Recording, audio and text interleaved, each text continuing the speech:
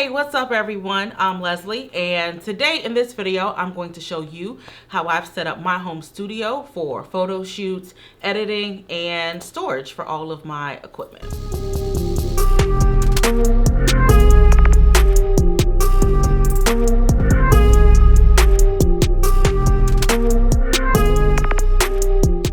Back when I first started my photography business, I was living in a one-bedroom studio, and I did mostly events at the time, so it worked out. I had just a small camera bag with a few camera bodies, a few lenses, and a few speed lights.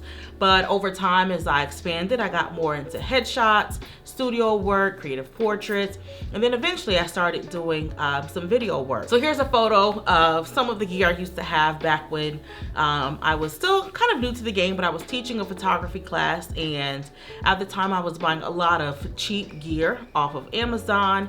I bought a lot of the continuous light bulbs with the soft boxes. They were very inexpensive, and so as a lot of you know, when you're first getting started, that it's easy to buy a lot of cheap gear instead of spending more money on good gear that you'll have for a long time. So needless to say, I had a lot of this stuff everywhere. I was blessed to start working out of a space that allowed me to kind of store my equipment there.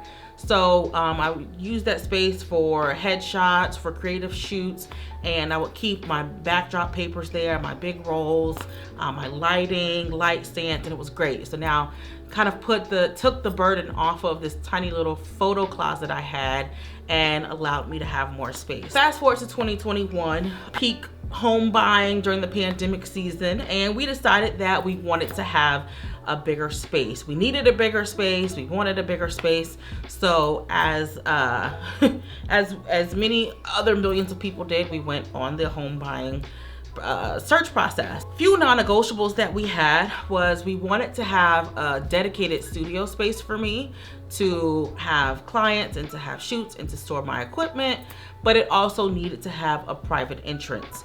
And it was hard to find somewhere because where we live, there are a lot of row homes, and it was difficult. We looked at lots of things and they just didn't meet our criteria, but eventually we found something and it's great. We love it. Another thing that was really important to us in finding a space was somewhere that had tall enough ceilings so we didn't have to do a full basement dig out, which can be $30,000 to $50,000 at minimum just to dig out the basement. That's not including anything else. The ceilings are just tall enough to have backdrops and to be able to have lights and everything. Is the perfect working height. I mean, it's not the 12-15 foot ceilings that a lot of studios have, but it's definitely doable for my purposes.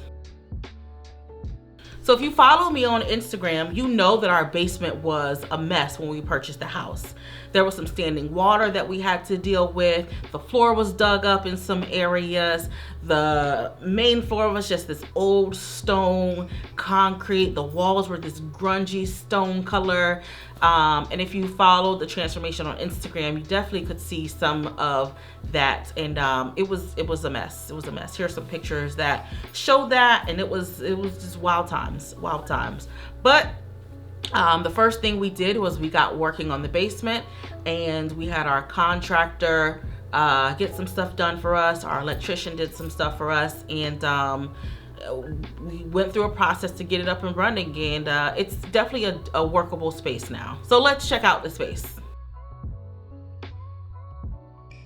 So the first thing we installed were these backdrop holders. The backdrop holders was something that I saw a few different creators on, I think maybe TikTok or Instagram create. I'm not sure, it was a while ago. And they've created different versions of this. I know they have the backdrop holders that you can kind of stick all of your paper rolls in, but we wanted something that just kind of hung them on display and that we could use as different storage for different things. So we went to the hardware store, got some 2x4s. I think we got 3 2x4s and had them cut to the right size.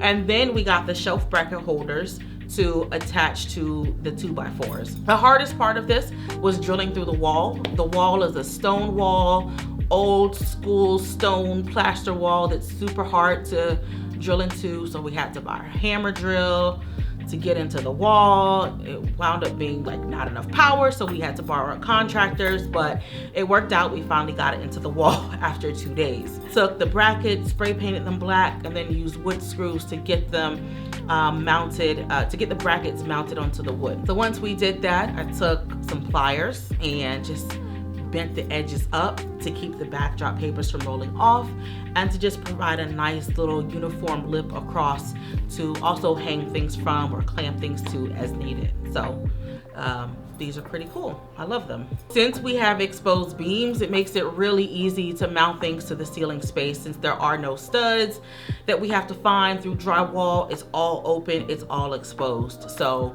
we thought about closing up the walls and adding in drywall, but it was gonna take a few inches off the ceiling height, and then it was also going to take a few inches from the width of the space, and it was also gonna be very expensive. So we decided to not do that. So this backdrop mount that you're looking at here was about $100 on Amazon.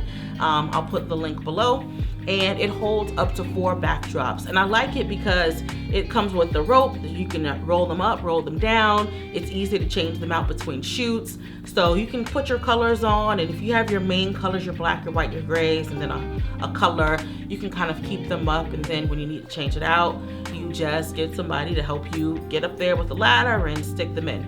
So pretty cool, I like them.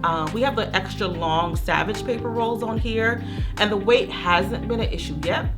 They've been up for a year, and it's still going strong.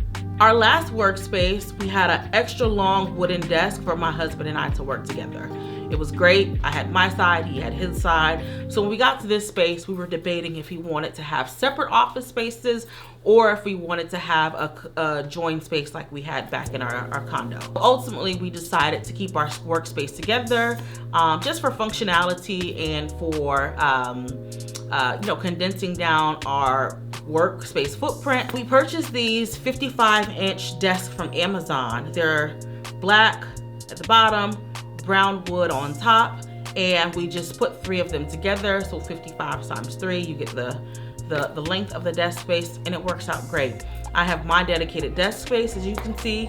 He has his dedicated production space, and then the space in the middle is just kind of like overflow space if we need to stretch out and move some things around and just have extra space. Having stuff everywhere was definitely not the vibe. It was a mess. So we realized that we needed to build another workspace. So thought about doing something similar with the 55-inch desk and putting them on the opposite wall, but we wound up doing something a little different because I wanted actual drawers to drop things into. So we wound up going to IKEA, and I got this long butcher block. I love IKEA butcher block. It's inexpensive, it's durable, it comes in great colors, lots of options. So we got this butcher block here, and we mounted it to 2 mom dressers. So the mom dressers are at the bottom. We took 4 L brackets and mounted the butcher block on top of the dressers, and it worked out great. And I like it because it's functional. I have deep drawers to store stuff in, get stuff out the way, so I can put cameras in there, I can put microphones in there, I can put lenses in there, and then I can get organizers and dividers to divide the drawers how I need them to. And it's really worked out great. I love it. Another thing we did for this workspace was to install more outlets. We love electricity around here. So we installed a long strip on top of the desk. And we went through different options. Were we going to put a pegboard behind? How are we going to keep this space functional, but also clean? So I decided not to have the pegboard, and then instead just chose to display some of my prints behind. But having the strip on top means that we can plug all of our equipment in, lay it out on the desk. I have bins for different batteries. Each set of batteries has its own bin. And then also the cords can just quickly get wrapped up, put in the bins, and then, it's functional. So really excited about how this turned out. I love having this workspace here to work and display what we need to. Another thing I like about this space is not just having a space to charge, but the desk space is long enough to be able to charge equipment, organized equipment. It's not uncommon to have photo things, video things all out at one time charging, and then to also have space to throw my Pelican case on top or to put a few camera bags and pack bags as I need for the week. So really like having that space. On opposite sides of the desk space, we centered the desk between two Kallax systems. Kallax, is that how you say that? Kallax? Between two Kallax cube systems, and it's also just another open storage space to kind of display things in a nice way. So I have some of my gear displayed, cameras on display. We put the drone there, lighting equipment that I need, different gels. It all has its place for quick access. So one side is mostly video things, the other side is mostly photo things, and it just really condenses the space, and everything has its own cube, its own space, and it works out perfectly. As you can see, we have lots of colored lights behind us. We bought into the Philips Hue architecture, and we love it. It's great. We have 19 bulbs in this space. 19 bulbs at $40 to $50 a piece, and yeah, we've spent a small fortune on bulbs. We had 20, but one broke, so 20 bulbs is what we purchased. I like having these lights because they integrate into our music system, they integrate into our speakers, so we can create some cool vibes down here when we're shooting. I can have some cool vibes while I'm working. I can change the lights based off of my needs. If it's the daytime and I need a certain color temperature to work with, I can quickly change that. If it's nighttime and I want a more subdued, relaxed vibe, I can do that, and it's great. It's amazing. So a little decor element that I added to the space was framing my own artwork, framing my prints. I realized that in all the years that I've been a photographer, my work was not on display anywhere. Just being able to have my own kind of gallery of work that I've done over the years, some of my favorite shoots, some of my first shoots where my work was not so great, has really been important to have in this space. I've had friends that have come in and tried to buy the artwork. I've had family that's come in and just been amazed, like, wow, you took this? I didn't know that you were this good. Yes, I am.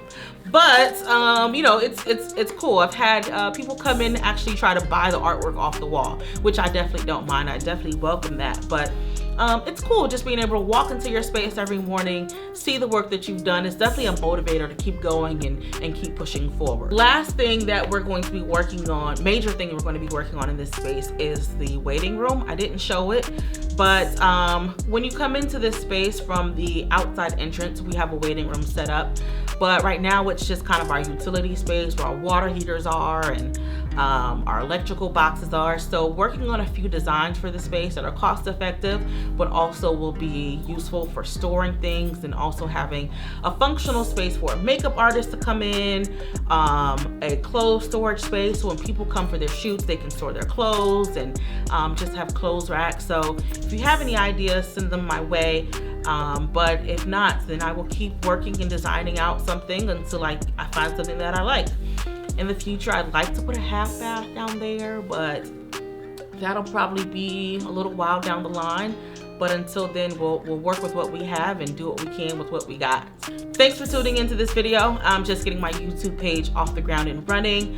I'll share more about that in the future, but please subscribe below if you saw anything that you like. I put links down below for all of the things that I mentioned in the video, and plus some extras. Make sure you click the links and purchase. But other than that, thanks for tuning in, thanks for joining, and please subscribe. So I wasn't looking at the camera the entire time. On any of it? Mm-mm. So No. You have to shoot this all over. No, just this last part that I was doing.